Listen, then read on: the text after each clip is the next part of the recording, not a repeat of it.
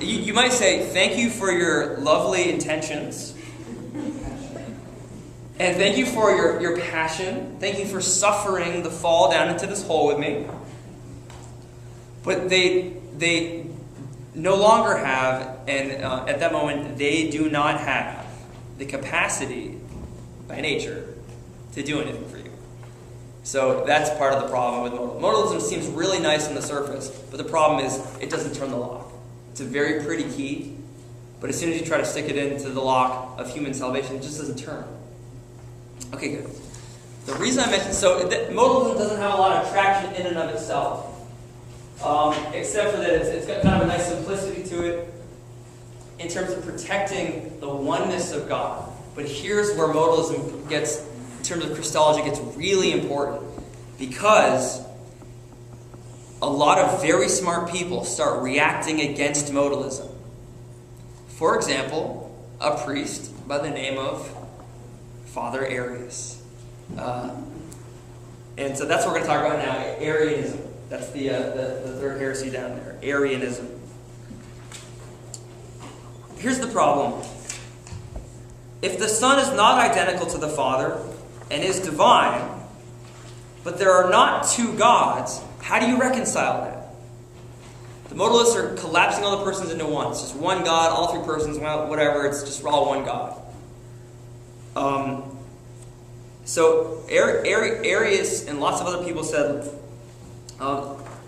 the Son is not identical to the Father. They really are, because of what you see in the New Testament, and also with some help from philosophy. That there's a difference between the Father and the Son. But they're not two entirely different gods. So then how do you account for the difference there? It's kind of a simple problem, you see. The solution presented by many, including Arius most strongly, was this. The Son is subordinate to the Father.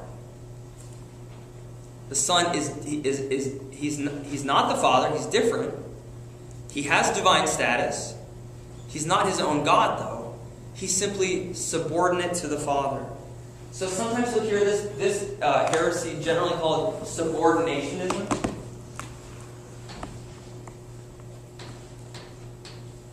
Subordination.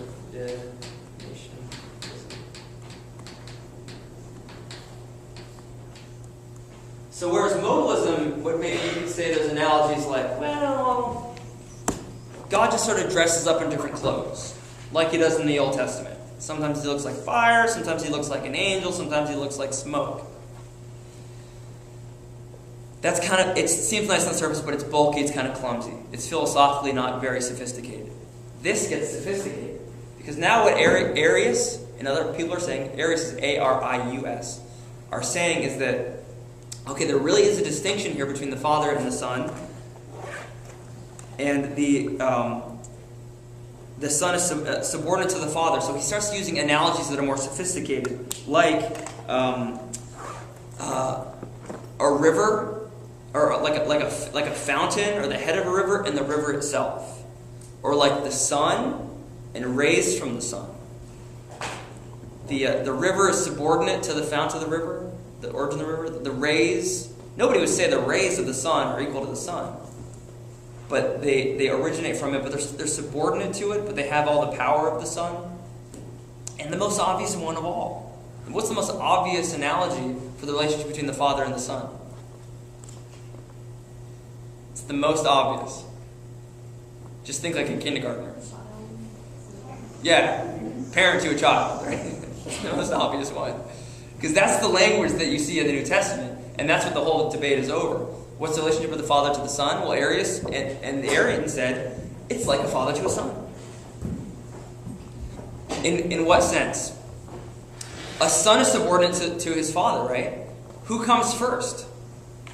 In a human family, who comes first? Chronologically, the father, right? The father's there, and he gets married, presumably, and then there's no baby. Then one day, there's a little son. He comes second. The son shares has a share in his nature. He has a share in his power. He shares his name. But he is subordinate to the Father. The other thing that's really one of the benefits of this is it seems very much supported by the New Testament in ways that modalism isn't supported by the New Testament. Because you sort of have to ignore that the Father and the Son are speaking to each other in the New Testament if you're a modalist. But if you're an Arianist,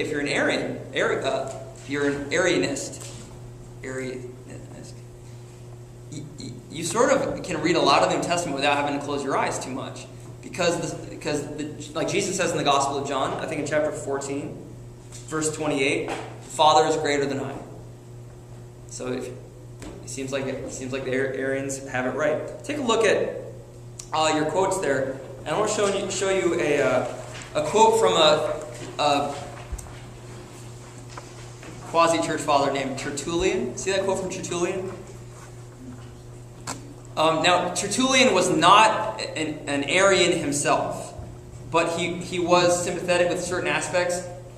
He was against the modalists. Tertullian was trying to defeat the modalists, so he had a lot of sympathy for what the Arians were trying to do. So this kind of embodies how the Arians think in some ways. But look at the analogies here. God sent forth the word, just as the root puts forth the tree, and the fountain the river, and the sun the ray. For root and tree are distinctly two things, correlatively joined. Fountain and river are also two forms, but indivisible. So likewise, sun and ray are two forms, but coherent one. Everything which proceeds from something else must needs be second to that from which it proceeds, without being on that account separated. It's very good, isn't it? Do you see how it's pretty sophisticated? He's saying the forms are so clearly different between the roots in a tree, but they form an organic whole. They're two, but they're one. Same thing with a river, a fountain and a river, the gushing source of a river and the river. Or especially think of the sun and light. One proceeds from the other, but you wouldn't say that it necessarily had to be there from all time, or that it itself is equal to the sun. It's a really good argument, but they're so radically different in form. Think of the rays of a sun. They're just so different. The sun is like this big ball of fire up in the sky. It's circular, but then the rays of the sun are very different. I mean, they didn't know about like waves and photons and stuff like we do now. But just think on a natural human level, it's just so different. One moves across the sky. It's like a big fiery ball, and then the other one then the rays which come from it are totally different. They illuminate things and they make shadows and they show the dust in the air. But it's a coherent whole. But there's a distinction there. So that gets applied to the Father and the Son. The benefits of this, like I said, it seems perfectly orthodox in terms of the very biblical metaphor of Father and Son. It seems attested by Jesus himself when he says the Father is greater than I. So where's the problem? There is a lurking problem, and you have to scratch a little more deeply in the surface than you do with modalism. And it comes out in Arius' polemics against the modalists. Arius did not like modalists, and they were kind of the enemy from him in the early part of his career. Here's the problem. If the Son is not identical with the Father, and the Father alone is eternal, then what status can you give the Son? Except that of a creature. Let me just repeat that. If the Son is not identical with the Father in some sense, and the Father alone is eternal, which is what Arius held, then the Son, in his subordinationistic situation, is part of creation. That's the problem. For Arius, it just seems so justified by Scripture. And it's important to take this seriously. I don't know, those of you who like to do apologetics ever have come across this. I remember being in 7th grade and having friends come at me with Arian arguments from the New Testament. And I was really confused by it. Jesus said the Father is greater than him.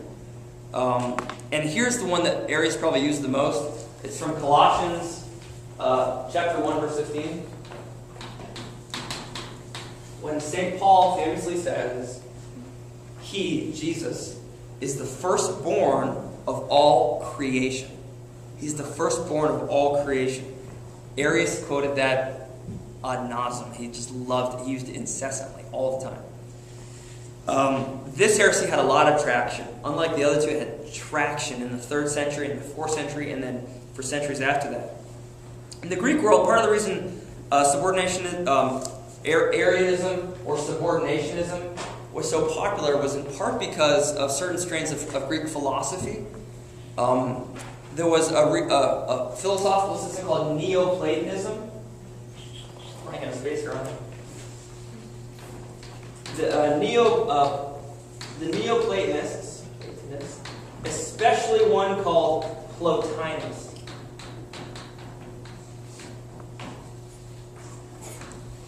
Remember we talked a little bit about Plato, and there's this ideal realm with ideas, and there's this realm of matter. They're two pretty separate realms. Well, for Plotinus and the Neoplatonists, the universe is kind of like this. In the highest realm of all things, you've got the source of all things, which is the One. I should probably I'll run out of space in the floor, but let me do a little Neoplatonist universe. You've got the One, which is all good. It's the source of all. It's the source of all things. The One. But then, for Plotinus, there's this theory of emanation. Emanation with an E. Emanation, meaning from the One emanates. Obviously, there's like a lot of different things in this room right now. Well, where did it all come from? Through this process of emanation, from the One emanates mind. Nous, it's called in the Greek. And then from the mind emanates the pneuma, or the spirit. Do you remember pneuma means spirit? So from the One comes the mind, from the mind comes spirit, and then from this whole emanation process you get sort of all the ideas of the whole world, like giraffes and Boston Red Sox, and just every possible thing in creation. And then you sort of move down into the spiritual realm where you get actual physical things, examples of that. You go from cockroach nests to cockroaches, and then you get down into just sort of like unformed matter, like slime, and then you're at the bottom of the whole chain of being. Well, the beautiful thing about this, in terms of Arianism, was it seemed to posit a kind of intermediate realm. So down here is the realm of creation, you and me and your dog. And then up here is the divine realm.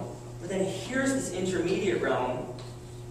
And for Arius, he said, this is the divine logos. When the Word becomes flesh, this is what becomes flesh. Through the power of the Spirit, the Word becomes flesh and dwells among us. He saw this as kind of an intermediate area between God and creation. That's a really lay version of that, please. So is that where Jesus would be? Yeah. So the Father is the One, and then Jesus would be the mind or the nous or the logos.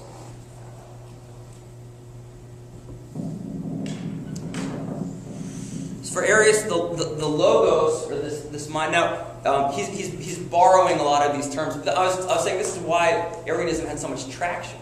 Partly because this was a very popular philosophy, a way of seeing the world. And it's a way of describing this multiplicity in God while respecting the oneness of God at the same time.